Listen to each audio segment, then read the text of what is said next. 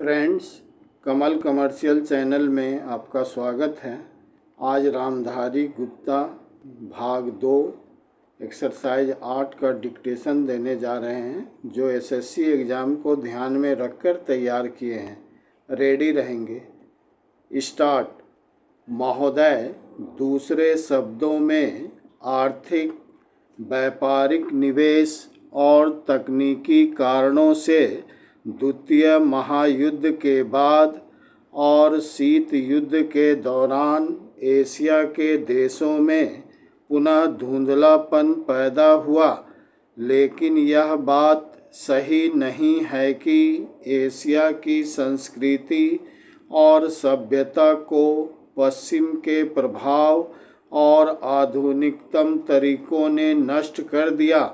हाँ, एक धक्का जरूर दिया, पर समय समय पर एशिया का यह रूप, एशिया की यह सभ्यता और संस्कृति बलशाली तरीके से उदयमान होती दिखाई देती है। पंडित जवाहरलाल नेहरू ने 1945 में अपनी पुस्तक डिस्कवरी ऑफ इंडिया में एशिया की पहचान पर लिखा है कि 1000 वर्षों से जब यूरोप ने अपने अंधकार के युग में था, एशिया ने अपने मनुष्यों की प्रगतिशील आत्मा को प्रभावशाली ढंग से दर्शाया। उन्होंने यह भी विश्वास जताया कि एशिया की संस्कृति और सभ्यता यूरोप की संस्कृति और सभ्यता से अधिक प्राचीन है। आज के दिनों में भी चीन के नेता अपने यहाँ आध्यात्मिक क्रांति की बात करते दिखाई देते हैं और अपने आर्थिक विकास को भी प्रतिबिंबित करते हैं। मलेशिया के प्रधानमंत्री भी बड़े गर्व के साथ मलेशिया के रास्ते की बात करते हैं और आधुनिकता और पारंपरिक संस्कृति के मिश्रण से मलेशिया का विकास करना चाहते हैं। भारत के प्रधानमंत्री भी मध्य मार्ग की बात करते हैं, जिसको वे भारत का पारंपरिक विचार कहा करते हैं। वियतनाम के यशस्वी नेता भी साम्यवादी विचारधारा को पारंपरिक सहिष्णुता के अनुसार ढालना चाहते थे।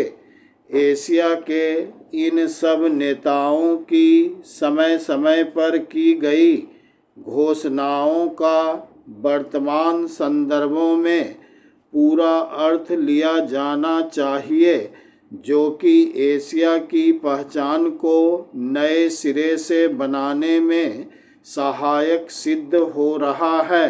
पैराचेन।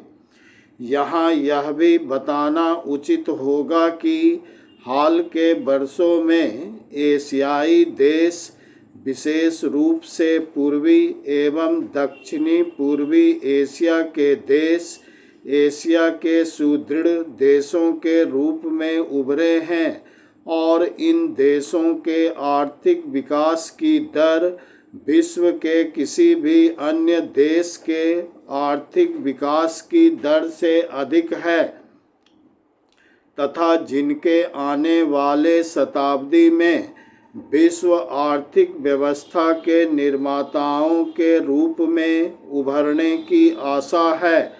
आर्थिक सफलता की इन कहानियों का श्रेय मुख्य रूप से अनुशासित कार्य, किफ़ायत एवं बचत की ऊंची दरों जैसी एशियाई विशेषताओं को जाता है तथा इनसे देशों की जनता के जीवन स्तर में सुधार आया है और एशिया की पुनः खोज जैसा वातावरण बन रहा है।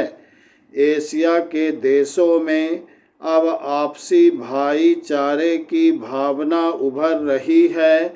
इससे ये देश परस्पर निर्भर हो रहे हैं तथा शीत युद्ध के प्रभाव से मुक्त होते जा रहे हैं।